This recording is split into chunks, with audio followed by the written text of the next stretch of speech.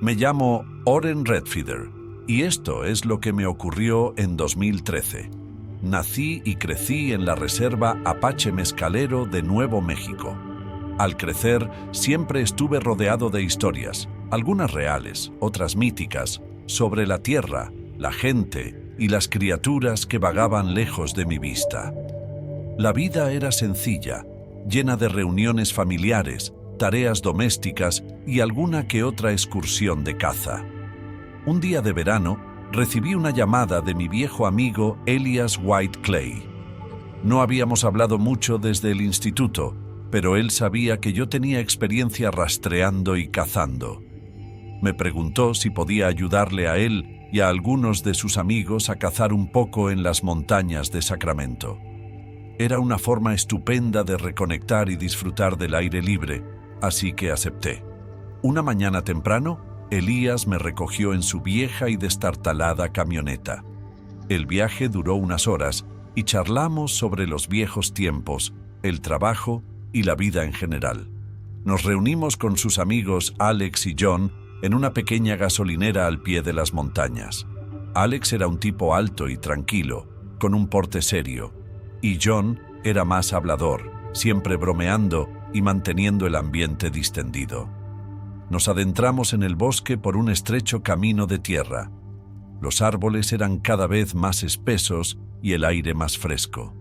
Tras una hora de viaje, llegamos a un pequeño claro donde acampamos.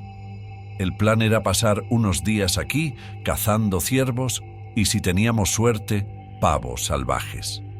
El primer día fue como la seda. Exploramos la zona, instalamos algunas cámaras de rastreo y pasamos la noche alrededor de la hoguera compartiendo historias y risas.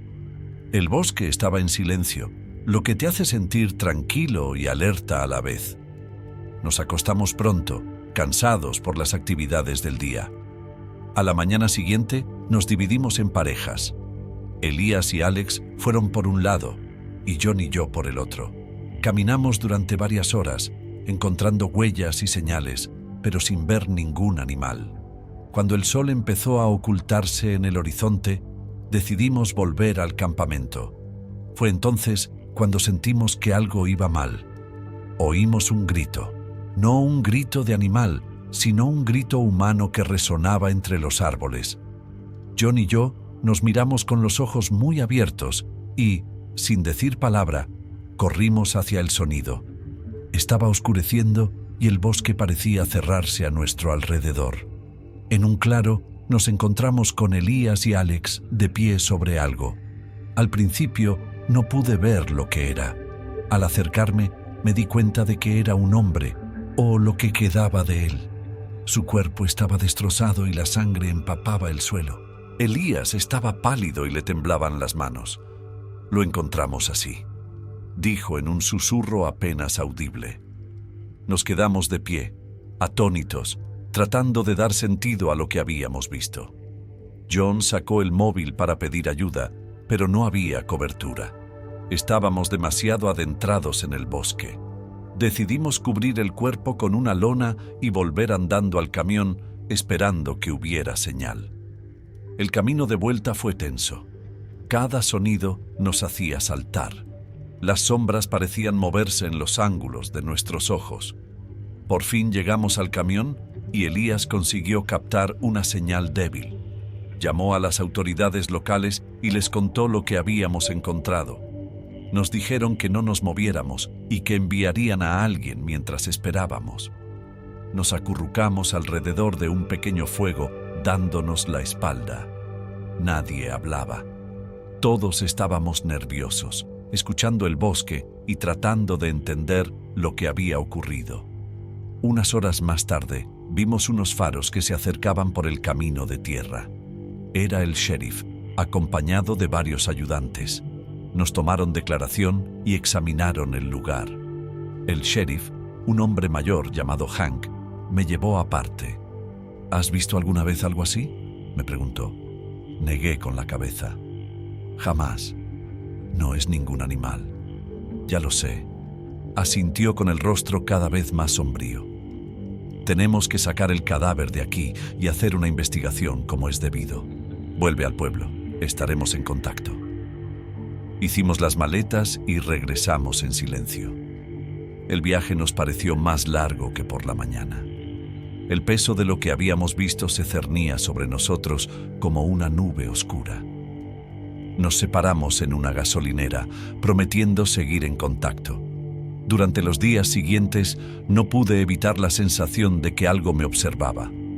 Veía movimiento con el rabillo del ojo, pero cuando me volvía para mirar, no había nada. No dormía fácilmente y cuando lo hacía tenía pesadillas. Una semana después, Elías me llamó. «Han encontrado otro cadáver», dijo con voz temblorosa. «En las mismas condiciones. No es un animal, Oren. Es otra cosa». No sabía qué decir. Una parte de mí quería volver para entender lo que estaba pasando, pero la otra estaba aterrorizada. Decidimos reunirnos y hablar. Quizás se nos había escapado algo, alguna pista que nos ayudara a entenderlo todo. Nos reunimos en Elias Place, una pequeña cabaña al borde de la reserva. Alex y John también estaban allí. Ambos parecían tan agotados como yo. Repasamos todo lo que podíamos recordar, tratando de armar una cronología de los hechos. Nada parecía encajar. Los ataques parecían aleatorios, pero la brutalidad era constante. John sugirió que volviéramos, esta vez armados, a ver si encontrábamos algo. Parecía una locura, pero necesitábamos respuestas. Nos armamos y salimos a la carretera. El peso de nuestros rifles nos dio una falsa sensación de seguridad. Esta vez el bosque era diferente. La paz que habíamos sentido antes fue sustituida por un silencio opresivo. Avanzábamos lentamente. Cada chasquido de una rama nos hacía dar un respingo. A medida que nos acercábamos al claro donde habíamos encontrado el cadáver, un olor rancio se extendió hacia nosotros. Era débil, pero inconfundible.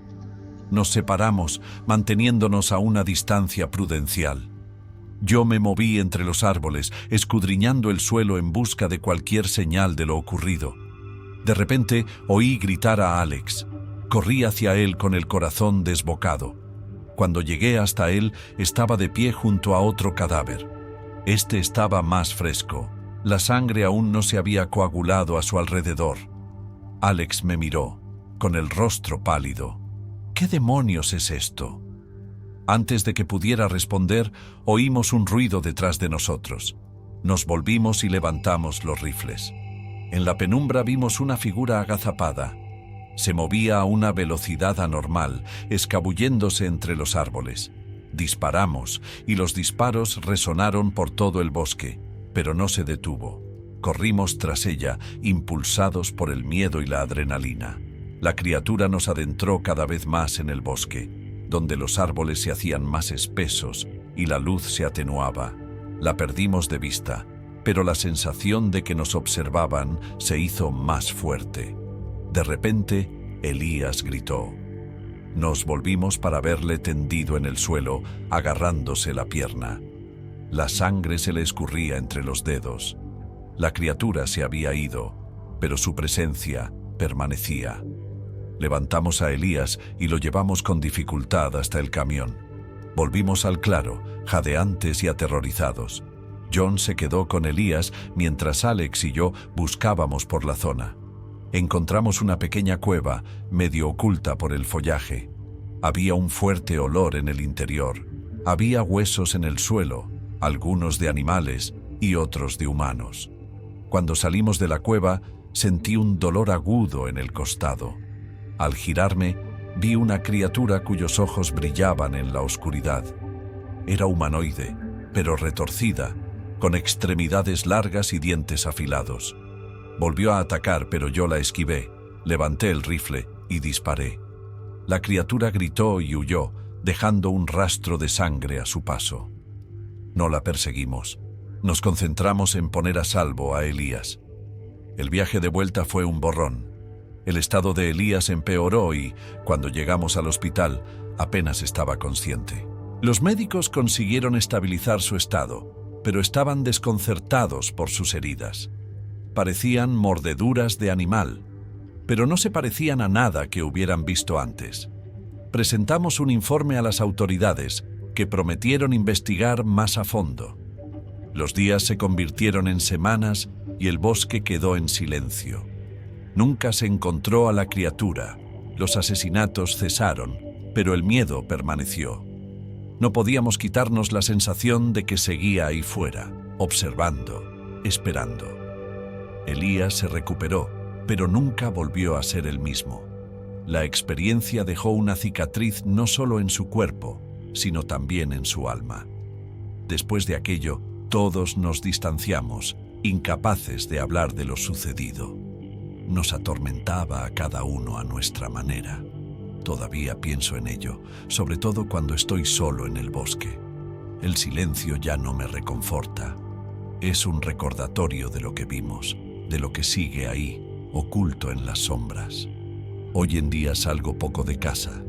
El bosque ya no me parece mi hogar. Me llamo Jolene Blackwood y lo que voy a contarte ocurrió en 1998. Tenía 27 años y vivía en un pequeño pueblo llamado Red Ridge, en lo más profundo de las montañas rocosas de Colorado.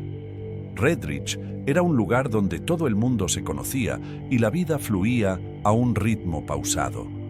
Trabajaba como mecánico, arreglando camiones y motos de nieve, y los fines de semana me encantaba hacer senderismo y pescar en los parajes naturales de los alrededores. Era una vida sencilla y tranquila hasta aquel verano.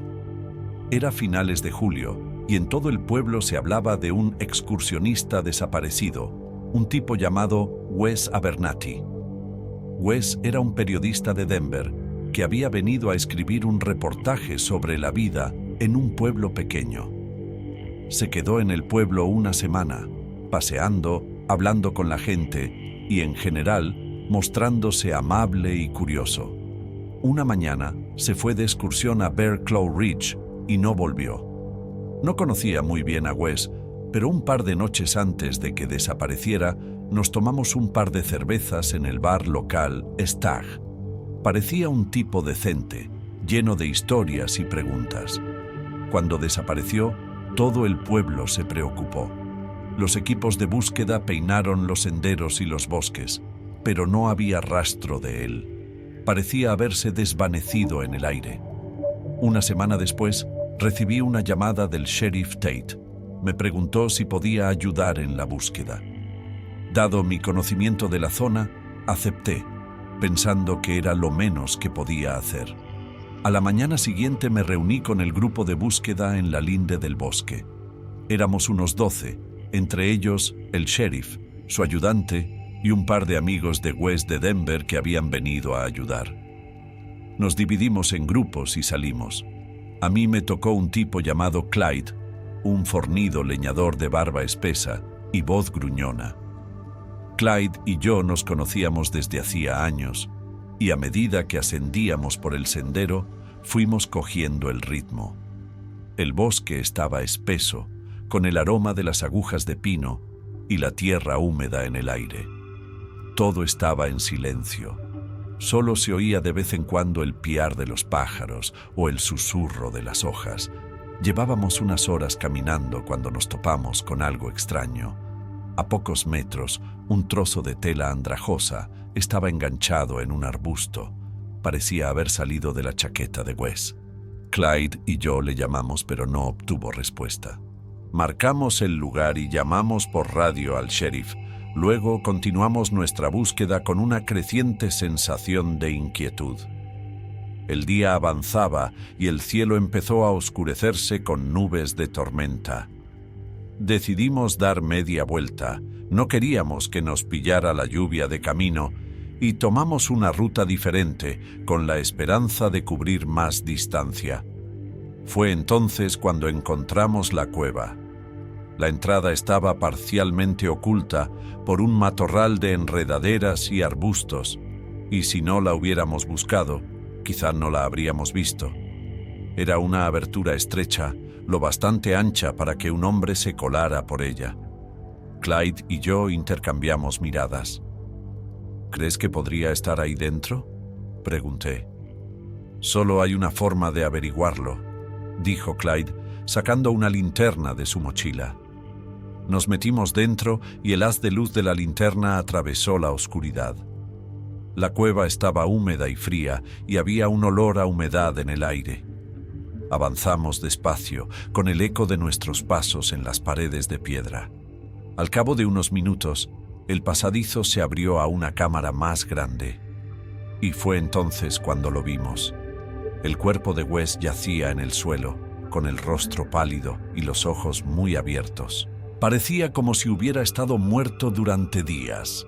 Tenía arañazos profundos en las manos y la cara y la ropa rota. Pero no fue la visión de su cuerpo lo que me heló la sangre. Fue lo que había sobre él. Al principio pensé que era un hombre, pero cuando el haz de la linterna cayó sobre él, me di cuenta de que era algo totalmente distinto. Era alto y delgado, con la piel del color de la ceniza y ojos que brillaban con una luz amarilla malsana.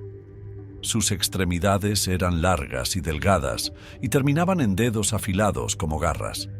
Se volvió para mirarnos y sentí un escalofrío que me recorrió la espalda. Clyde maldijo y retrocedió un paso. «¿Qué demonios es eso?», susurró. «No lo sé», respondí, con la voz apenas por encima de un susurro. «Pero tenemos que salir de aquí». Salimos de la cueva lo más rápido y silenciosamente que pudimos. Una vez fuera corrimos. Ninguno de nosotros dijo una palabra hasta que volvimos al comienzo del sendero, jadeantes. Llamamos por radio al sheriff y en pocos minutos llegó con un par de ayudantes. Les contamos lo que habíamos visto y fueron a investigar. Clyde y yo esperamos junto a los coches, demasiado conmocionados para hacer nada más. Cuando el sheriff y sus hombres regresaron, estaban pálidos y conmocionados. Habían encontrado el cuerpo de Wes, pero no había rastro de la criatura. El sheriff nos dijo que no contáramos lo que habíamos visto para no sembrar el pánico. Dijo que informarían del ataque del animal y lo dejarían estar. Durante un tiempo, la vida en Red Ridge volvió a la normalidad, o todo lo normal que podía ser después de algo así, pero no podía quitarme la sensación de que no habíamos visto a la criatura por última vez. Empecé a tener pesadillas y veía esos ojos brillantes cada vez que cerraba los ojos.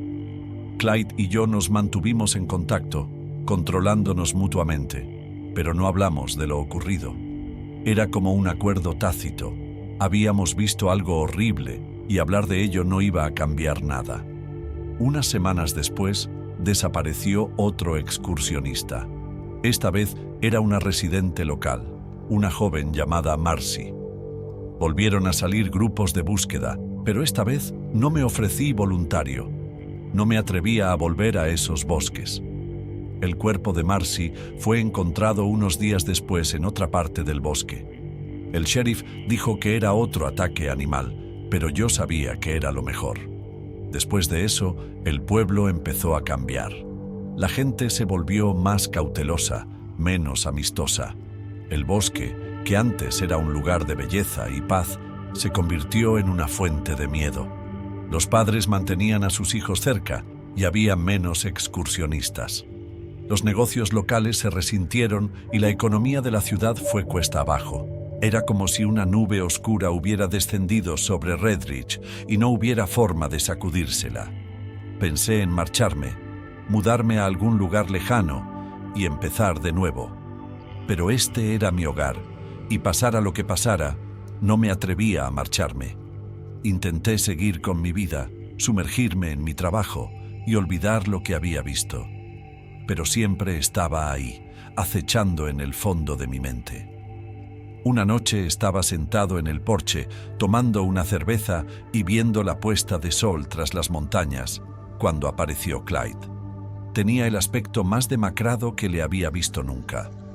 Ojeras y una expresión demacrada en la cara. Se sentó a mi lado y permanecimos un rato en silencio. «Ya lo veo», dijo por fin con voz apenas por encima de un susurro. «¿Ver qué?», pregunté, aunque ya sabía la respuesta. «Esa cosa de mis sueños. Y a veces, cuando estoy en el bosque, la vislumbro, Solo un segundo, pero está ahí. No sabía qué decir. Tuve la misma experiencia, pero escucharlo de Clyde lo hizo parecer más real. ¿Crees que sigue ahí?, le pregunté. Asintió con la cabeza. Sí, sigue ahí, y creo que está cazando. No sé por qué, pero puedo sentirlo. Permanecimos sentados en silencio durante un largo rato, con el peso de sus palabras asentándose sobre nosotros. Me di cuenta de que esto no era algo que pudiéramos ignorar. Si esa criatura seguía ahí fuera, más gente podría resultar herida. Teníamos que hacer algo. Al día siguiente, Clyde y yo fuimos a ver al Sheriff Tate. Le contamos nuestros encuentros, nuestras pesadillas y nuestros avistamientos. Al principio se mostró escéptico, pero parece que nuestra mirada le convenció. Aceptó ayudarnos. Dejó claro que esto era extraoficial. No quería causar pánico y llamar la atención sobre nuestra ciudad. Pasamos los días siguientes preparándonos. Reunimos provisiones, cartografiamos la zona y desarrollamos un plan. Sabíamos que era peligroso, pero no podíamos quedarnos de brazos cruzados. Salimos temprano por la mañana, justo cuando salía el sol. Éramos 6. Clyde, el Sheriff Tate, su ayudante y un par de amigos de Clyde de la fábrica. Estábamos armados con rifles y linternas, listos para cualquier cosa que pudiéramos encontrar. Mientras caminábamos hacia la cueva, el bosque estaba inquietantemente silencioso. Cuando llegamos, la entrada parecía aún más pequeña que antes, como si intentara ocultarse de nosotros. Atravesamos el aire frío, que me produjo escalofríos. La cueva parecía eterna, serpenteando y girando en la oscuridad. Al cabo de unas horas, llegamos a la cámara donde habíamos encontrado a Wes. Su cuerpo ya no estaba, pero había un olor a descomposición en el aire. Nos dispersamos para buscar cualquier señal de la criatura. La primera pista la encontró el Sheriff Tate. Había un montón de huesos amontonados y esparcidos por el suelo. No se parecían a ningún animal que hubiera visto. A medida que nos adentrábamos en la cueva, la sensación de terror aumentaba.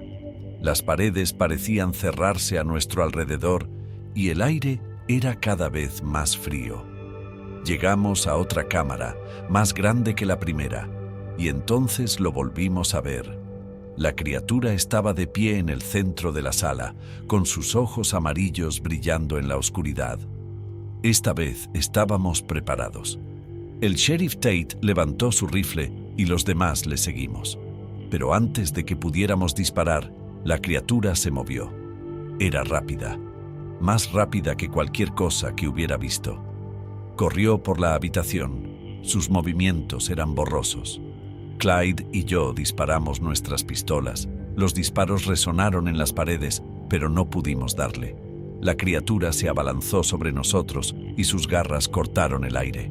Atrapó el brazo de Clyde, que cayó gritando. Los otros siguieron disparando y finalmente una de las balas dio en el blanco. La criatura lanzó un grito y su cuerpo se convulsionó al caer al suelo. No esperamos a que muriera. Cogimos a Clyde y echamos a correr, sin detenernos hasta llegar al inicio del sendero. Llegamos al hospital justo a tiempo. La herida de Clyde era profunda, pero los médicos pudieron salvarle el brazo.